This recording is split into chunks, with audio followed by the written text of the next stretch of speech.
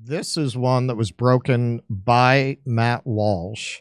Now, I have followed his reporting on gender theory for quite a while, and I have always found his reporting to be reliable. And for a trans man to come out that brave and talk about it, I really respect him. He is the literal beard. He does look like a lesbian. Matt Walsh Got hormones and grew a beard, or is wearing a he fake is beard. a literal beard. So breaking, I've obtained internal footage of senior officials at the FAA's Flight Program Operations Division, which is responsible for all aspects of aircraft operations, workshopping a plan to reduce the number of white males in aviation. Is it by crashing the planes? Well, that's what's next. So the footage begins with FAA Acting Deputy Chief Operating Officer Angela McCullough saying more workers need to go from ramp to cockpit. Is that like ass to mouth? Meaning she wants to see more baggage handlers become airline pilots. Me too. Yeah, no, I mean, because the way they handle the baggage is so delicate. Wait, why can't Joe Rogan talk about ivermectin if you can do that? All right, so let's see them discussing how they're going to diversify the pilots by promoting people up from baggage handler. And we're looking at that, but we're also looking at really a need across the agency to recruit and retain a diverse population of folks. And as you mentioned earlier, how much that adds to the process. What do you think are some of the key points that we need to remember as we embark on this challenge going forward? That's a pretty good question. I think one of the things we need to now is that everyone else is embarking on the same thing, right? Just across the system. So competition is going to be it's just going to be really heavy, right? So I think we need to know that. I think it's going to take some creativity. You heard Tim saying he and I had talked about, and we're going to you all is, are there opportunities for any partnerships with universities or trade schools that specialize? We kind of talked about from, ramp to cockpit. Is there some things that we would want to look at there? All right, so that's what that means. When you're talking about ramp, that's their internal lingo for baggage handlers. #1 porn search in certain parts of Pornhub, if you check their ramp to cockpit. Yes. So as the meeting goes on, McCullough declares that it's important to get a little uncomfortable. She complains that flight operations is white male dominated and tells the managers they need to talk about what the future could look like. But we need to be willing to have a conversation about kind of what's standing in our way from approaching some of these things differently than we have historically approached them, and just even the internal bias. I mean, particularly in flight ops, your whole program is very heavily male dominated. It just is, and really, it is white male dominated. Let's just say what it is, and so let's be willing. That is today what it is, and then let's talk about what could the future look like if we really had this program that was representative of the whole country, right, of the whole world. And sometimes those are challenging or difficult, or I would say people get a little bit uncomfortable talking about that, and like, hey, we're not going to make change unless we get a little bit uncomfortable. And let's be uncomfortable together, and let's do the right things and support each other moving forward. Unless our passengers, let's be uncomfortable together. Let's be uncomfortable as your plane plunges 3,000 feet without warning. By the way, no one's uncomfortable to talk about this. In fact, people had no problem talking about this until it turned out they could have their lives ruined for not saying the thing this bitch wants them to say. And by the way, these white guys here are the biggest losers. You're sitting there. Is your job on the line, you white dipshit? Well, that's it. They know if they say boo in a meeting like this, they're gone. They're fired the next day. They should be. And you have one in the next clip who kisses up to this. I hope every one of them dudes gets replaced. This is the difference between equality and equity. Yeah. Equality, which I think we were working towards, would ask, why aren't there more pilots from diverse backgrounds? how do we find the best talent, but of more diverse backgrounds. Well, I mean, if you really diversified to say black pilots, it wouldn't be 50%, it would be 14%. Right. When you start imposing equity, it starts to become a question of, well, even if you don't have enough people who are talented in this area, you're trying to meet a quota. And we see what that's done to Hollywood on a much more trivial level, where they've just promoted up the chain people who are completely unqualified in order to like a meet Boeing? a quota, and they're crashing. All these companies are losing billions of dollars. Disney most visibly, but they're all tanking that have gone in that direction. Shout out to the Clinton Foundation for helping with that, by the way. And then, you start applying this to medical schools. You start applying this to airlines. I thought it was made up. Lives are literally on the line. Russ, my mother said this to me a year ago. I'm like, that can't be a thing. But wait, it gets better. It's sir. All right. So, in keeping with what you were just saying, in response, David Will Riggins, the FAA's Vice President of Flight Program Operations, says, "That's great, honestly. Those are some words that we really need to spend some time digging through and thinking about." What now words? that's a guy who doesn't want the mob coming for him. Watch. No, Angela, that's great. Honestly, those are some words that we really need to spend some time, I think, kind of digging through and thinking about. You bitch. All right, it doesn't end there, and honestly, this makes me nervous because I already bought the tickets because Delta comes up a lot in this. And I'm already avoiding United. Is American flyable? That's why I've been taking. Because you've got these initiatives at United, and also they have the most Boeing planes of any airline, but it's Delta too. So this footage, which is from April of 2022, is a sign of a much larger problem. Over the past few weeks, I've heard from several members of the aviation industry who tell me that DEI is endangering the public and distracting them from their work. Maybe bring it up at work too, dude. Yeah, well, they get fired. The boss? A second source, a pilot I've confirmed works at Delta, tells me that Delta has recently promoted a trans-identifying pilot who repeatedly received bad reviews from captains. According to the source, this pilot would likely not have survived probation if he weren't trans. So this is what the person told Walsh. We recently had a transgender pilot repeatedly receive negative reviews during his first year probationary period from captains he flew with regarding attitude, CRM. I'm not sure. Does anyone know what CRM is? I don't know. Can he still read to my child? Try in to the Google cockpit? that. Let's see what that is. CRM and judgment. Yet the chief pilot's office was unwilling to address the issue. Had this not been a transgender pilot, the individual would likely not have successfully completed their probationary period. Coincidentally, that CPO has a management pilot on staff who recently transitioned, who is able to weigh in on these matters. Oh my God. Okay, so here's a little internal thing from Delta. The source also notes that Delta routinely makes exceptions for trans-identifying pilots concerning grooming and behavioral standards. Internally, Delta has even published a lengthy guide for pilots who believe they were born in the wrong body. And here you can see the graphic, presumably for that guide, helpful steps for transitioning at Delta. I mean, could you be more on the nose about wrapping yourself in the flag of trans? Literally doing that in the picture? Literally.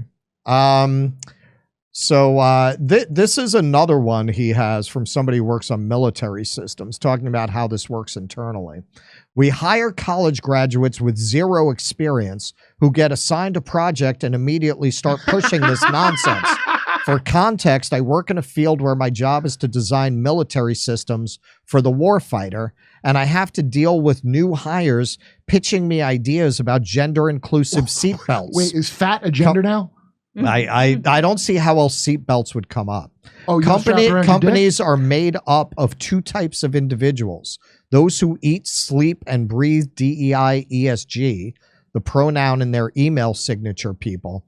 I gotta say, man, I have never known anyone who put their pronoun in their signature who wasn't forced to do it to keep their job, who thought it was a good idea, who was not a fucking idiot.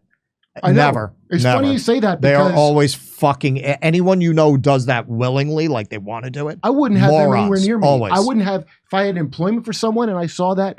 I would immediately disqualify. Absolutely. Kurt, there's a big part of why I haven't gone ahead to do any theater anymore, man, because you can't find anyone who's not these fucking people who are not these idiots. Yeah. I'm gonna be fighting with anyone I try to work with within 5 minutes.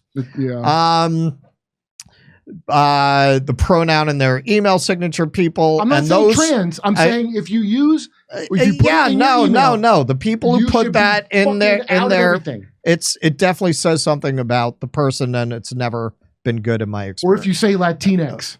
Yes, that too, but they don't sign like that. They don't sign. Sounds like a chemical. They don't sign Latinx. Sounds like a chemical. Which, by the way, if the Latin community wanted to be called that, I wouldn't make fun of it, but they don't.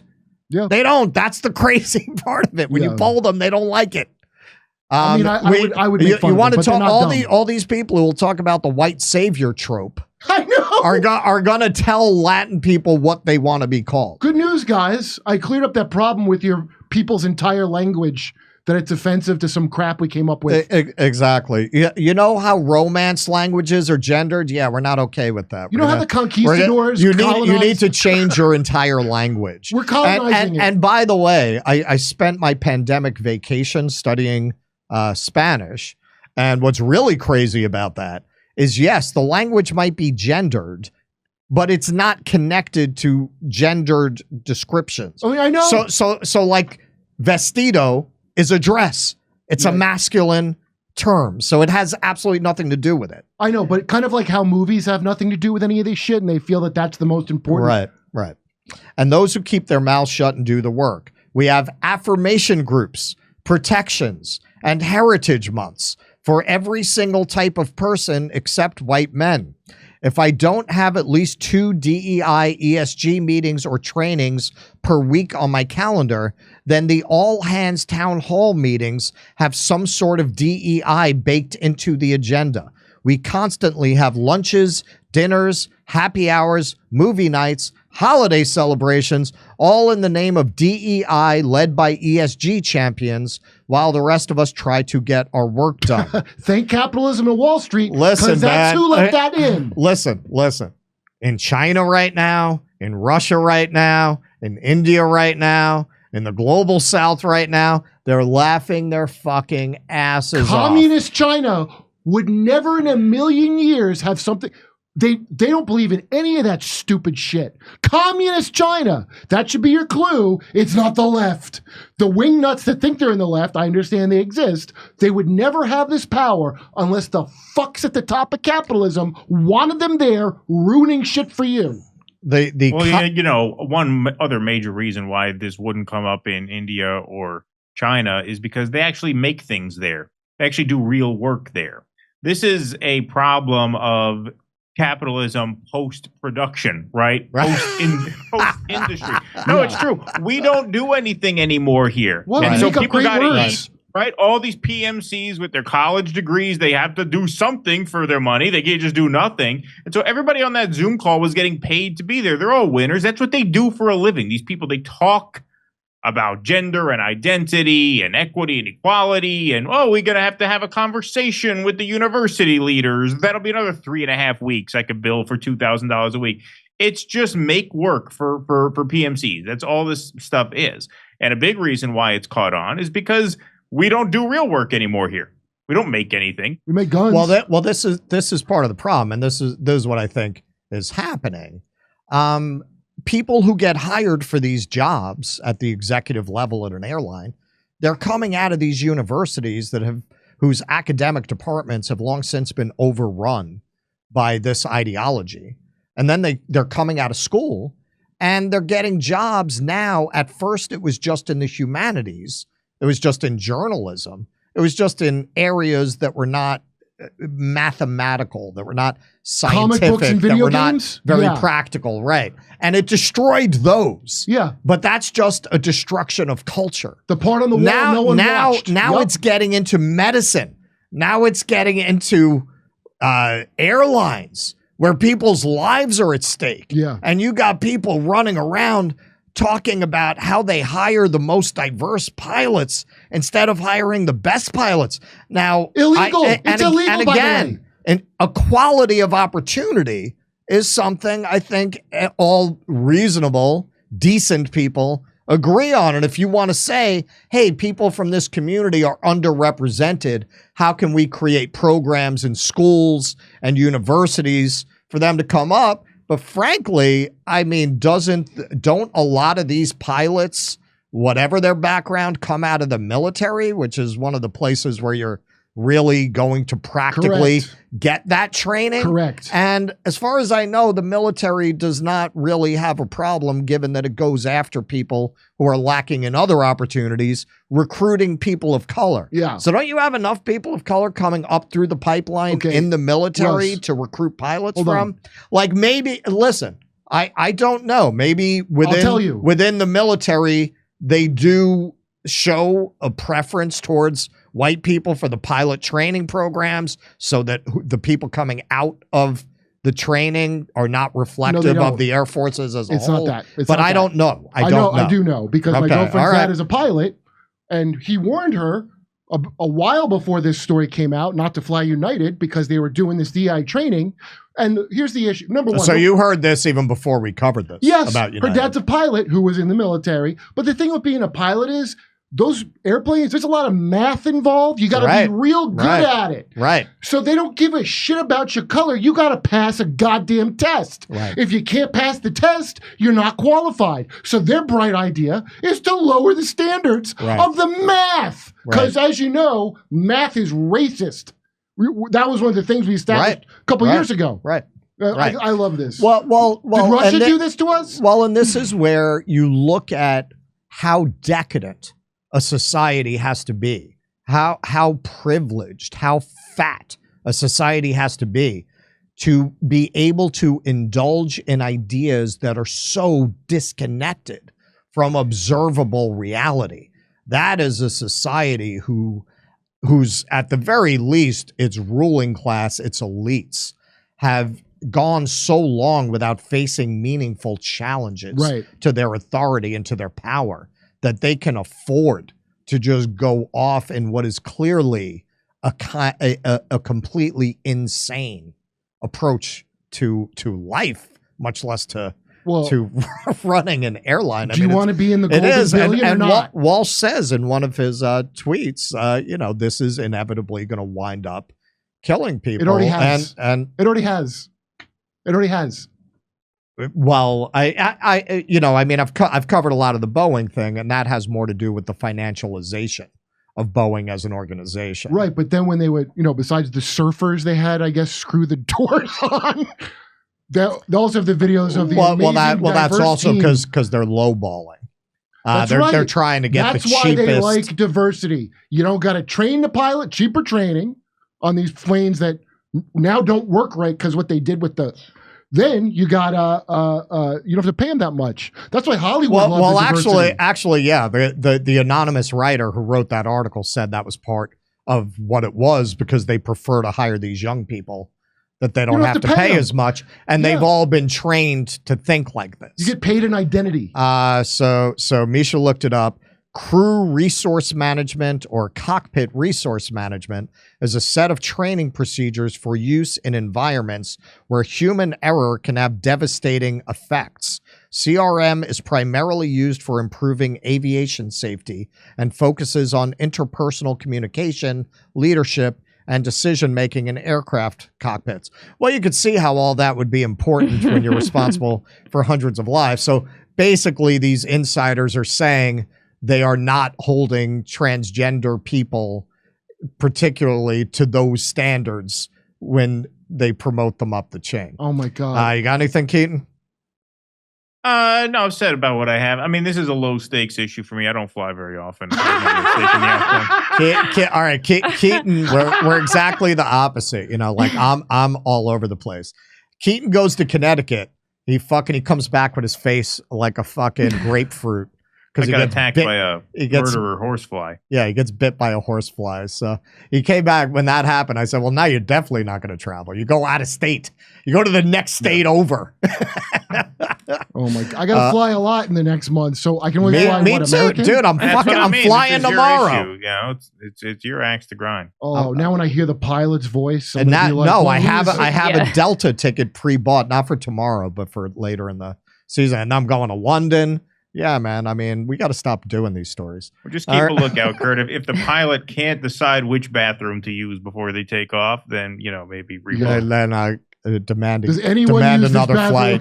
Yeah. Hey, come see us do a live stand-up show. We'll be in Bend, Oregon, Portland, Seattle, Philadelphia, Avenel, New Jersey, Boston, Palm Springs, Stockholm, Amsterdam, Rotterdam, Berlin, and London. We're adding a second show in London. The first show sold out. See you there.